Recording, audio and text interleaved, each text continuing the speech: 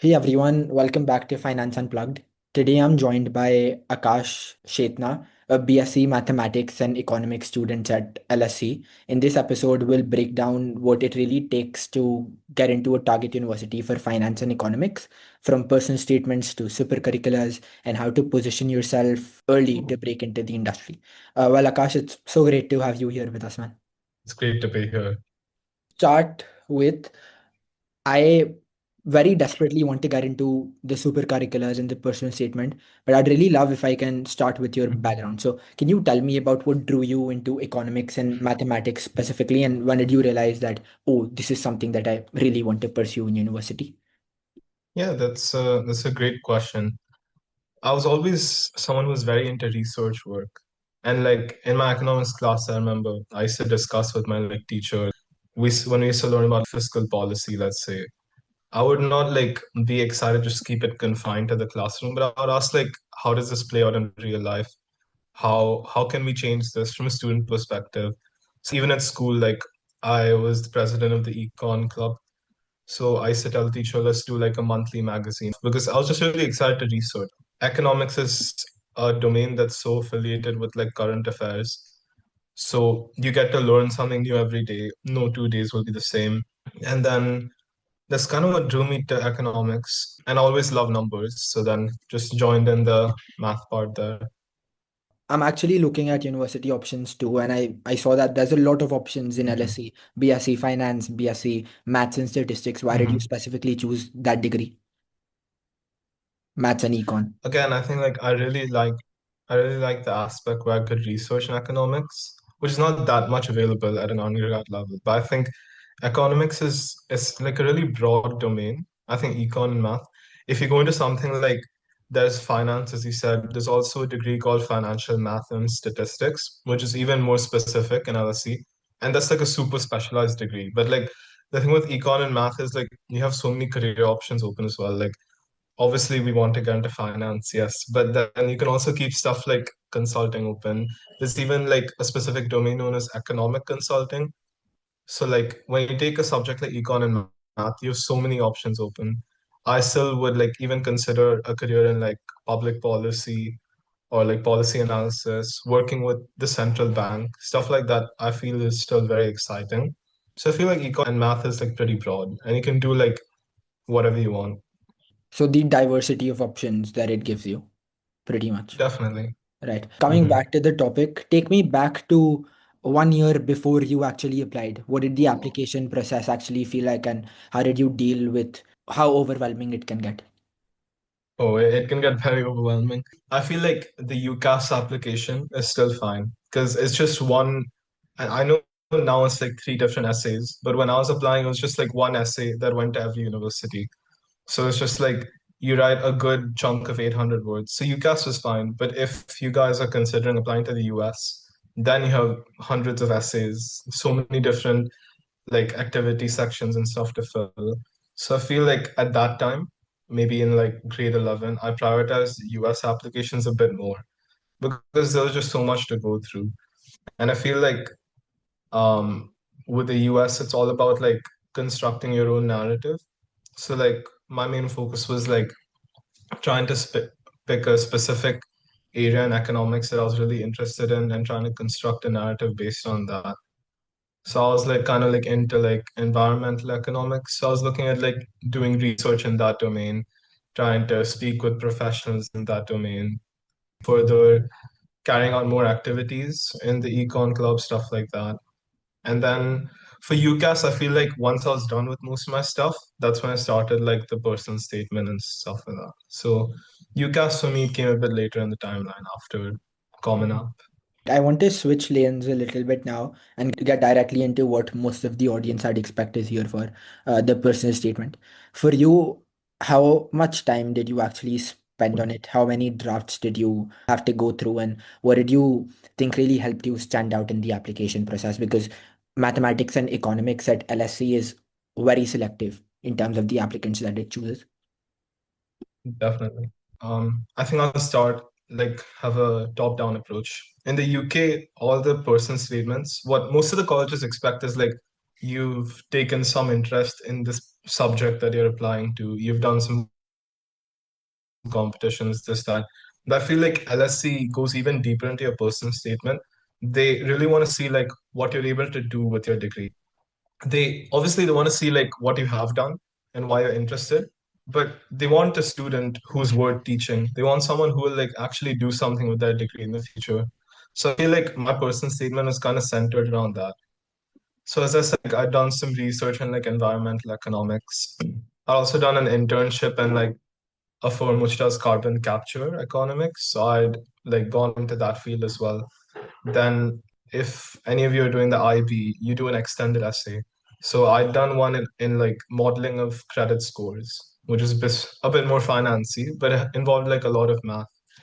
So I feel like I was able to demonstrate that when I'll undertake this degree, I have a passion, I have a will to go and use it in the real world instead of just being a sort of passive learner, which I think that was the one thing that I feel like stood out for me in LSE because everyone has like three A stars or like a 44 predicted or whatever, but getting that personal statement right and like conveying to the admission officer that yes, I will learn, but I'll also apply it in the future. I feel like that's probably what makes it stand out. Do you think it's important to be very clear about what you want to do in the future and where you want to be, say, 10 years down the line? Because you can't expect that every time from a 17-year-old, right? That's a good question. Obviously, I think even I'm still confused. Even I don't know exactly what I want to do in my career. And that's completely fine. And you're probably going to be confused into your like mid 20s, even in your early 30s. But I feel like that is a good question to ask. Obviously, they want to see you have some sort of direction with your personal statement and stuff. They want to see that you're able to take a further interest in your subject. But I don't think like anyone will like mention like, oh, this degree will make sure I get into like Goldman Sachs investment banking. I don't think it's like it doesn't have to be that niche, but it has to be like, yeah, I'm really interested in finance. I want to learn these modules. I want to do this. I want to improve our economy using this degree. Like what I talked about is like solving like global issues such as like like climate change and stuff. I said like I think economics and mathematics is a really great angle to look at it from that because I done some like projects where I use like statistical tools like regression. I use like a lot of policy frameworks to analyze previous policies. So I was like, I've done this in the past, and I think this degree will only further help me do that in the future. So I was like, I think that's really good. And then obviously like I talked about that finance paper that I'd written. I was like, I think this degree will further like improve my skills, and I think I can keep doing this in the future. So I feel like you don't have to be short on what you want to do because no one is. Yeah. But having a sense of direction and like knowing what you want out of the degree is what they want to see. I like that answer, and you very articulately laid that out. You mentioned somewhere in the middle that there's three questions that you actually have to answer now. The first one is why a person wants to study that subject. The second one is how their studies have prepared them Hmm. for it. And then the third one is what has a person done outside their classroom to, be a good fit. How do you think Right. that will change the application process? I honestly did not like that change. Thankfully, I didn't have to go through it. I still have the old one. But I feel like it's become even more constrained. So I think what the university is trying to get out of this is they want to see like an even more concentrated application. They want to see someone who is like has an even clearer sense of direction. Because when you have it all combined, I think it's good because you can like it's easier to link between experiences. It's easier to have like a more cohesive narrative. But now when they've broken it down, I feel like what they're really looking for is that like the first one, like why you're applying for this subject. They want to see like what exactly you want out of it. What do you plan to do with it? What learning do you exactly want out of it? And when they talk about like stuff out of the classroom, you want to see like outside the classroom, outside of your A levels or the IB, what are you doing to really further develop your interest or even like test it in some sense, like doing maybe an Olympiad, doing some competition. Like I know like there's the Wharton investing competitions and stuff. So like what have you gone out of your way to really show your interest in that subject? Now, something that's that makes a huge difference is obviously the supercurriculars, right? Can you touch on some of yours? Can you walk Hmm. me through some of yours? And like, because there's so many things that you can do in high school, how did you prioritize that? Oh, these are the ones that I Hmm. will spend most of my time on, and these are the ones that I might choose to forgo. Okay, obviously, this is a very good question. And honestly, I would like break this down between the US and the UK. But right now, I'll keep the answers to the UK because I think that's the direction we're taking. I think for the UK, like supercurriculars are something that shows that you've really gone deep into the subject that you want to do. So I talked about like I did some research in like environmental economics. I showed like I analyzed these policies using what I learned at school.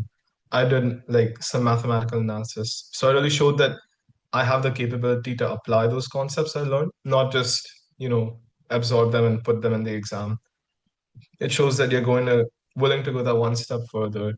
Then I did like a couple of internships. One was in like accountancy. One, like, as I told you, was in like another energy firm. Basically, that's what they did, and they were doing like carbon capture. So I showed that again. I'm like really interested in to see how you can use math to help solve this world issue.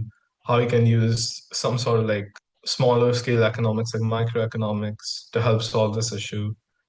And then I told you about like that paper I wrote about in like Sender essay. It was on credit score modeling. So like there I again like tried to abstract to a world issue. I was like, if you've taken economics, you must have learned about like information asymmetry. So I was like, how can we use math to like help reduce that issue of information asymmetry? Because it affects people all around the world, especially financial systems. So I was like trying to show how supercurriculars have done. I was trying to show what I learned out of them, what I can apply to these world issues that I'm solving. So that's how I would go about supercurriculars. Like do stuff and show what how you can link it to the degree and how you can take it further. That was really my approach. If you've heard of like that XYZ format, it's like I did X, I learned Y, and I'll apply it in Z. So like I think that's a good approach to take. And competitions wise, I did like a couple. I done like economics Olympiad, I done a finance Olympiad. Then there's also like these Waterloo math competitions. I don't know if you've heard of them. I think they're fun to do. Yeah. So if you're interested in math, you should definitely go ahead with them. And I think that was mostly I mentioned like the IYP award, like Duke of Edinburgh at the end. But obviously I don't think that makes that big an impact. I think they really look at the supercurriculars mainly, and then the rest is just like, touching up your personal statement. Yeah. I actually looked at your profile before this podcast episode, and I saw that you had this tutoring supercurricular as well. Did you include that in Yeah. the UCAS as well, or was that more so for the US Yeah, application only?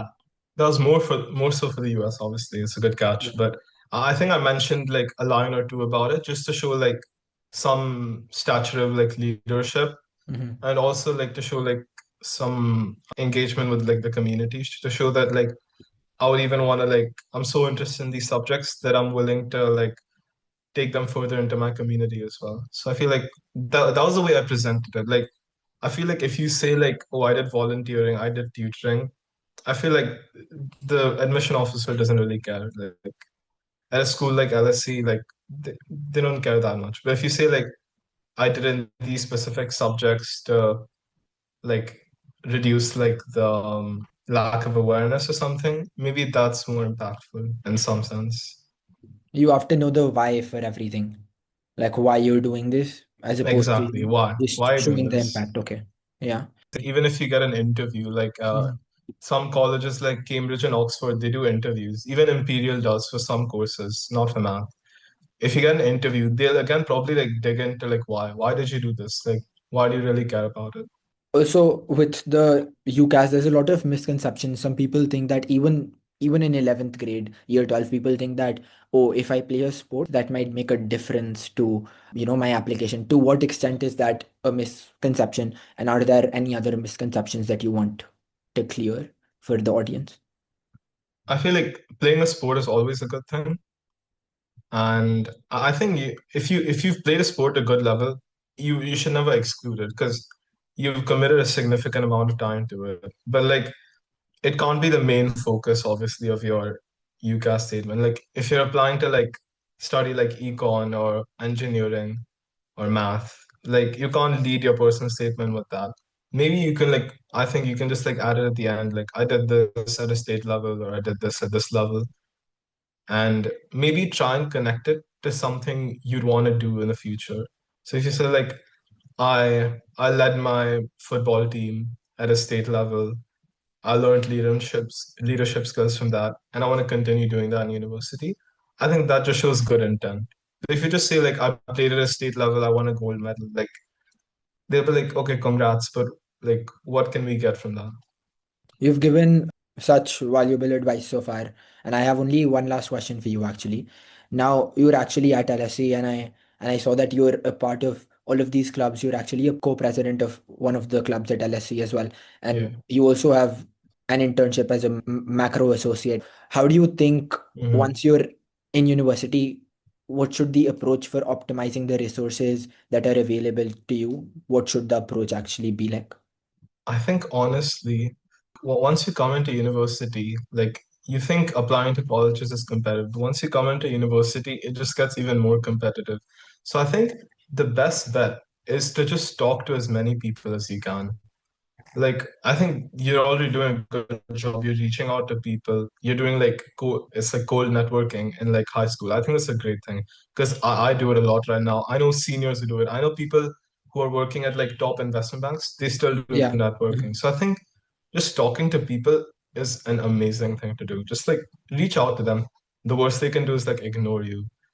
And then secondly, if you're going into finance, obviously like try and know what you're at least applying to or what you're going for. As far as going optimizing resources, like in my school, like many of the larger like clubs and societies, they host like events with like top banks and like hedge funds and this and that.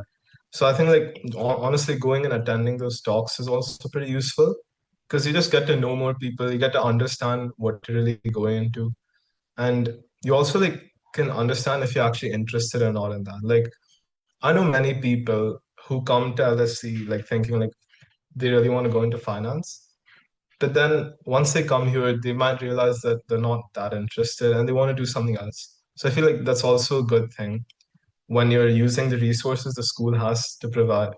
You should also like really explore like, are you really interested in that or not? And yeah, I think just going in your first year, I think it's all about like getting to know about the industry you're applying to, getting to know people in the industry, and understanding if you really enjoy that. So you can, that's the best way to use all the resources. At Right. least that's what I think. Uh-huh. Thank you so much for doing this with me. I know for a fact there's so much that I can take from this episode because I'm 11th grader as well. And there's so much the audience can take from this episode Definitely. as well. Thank you so much for doing this with me, man.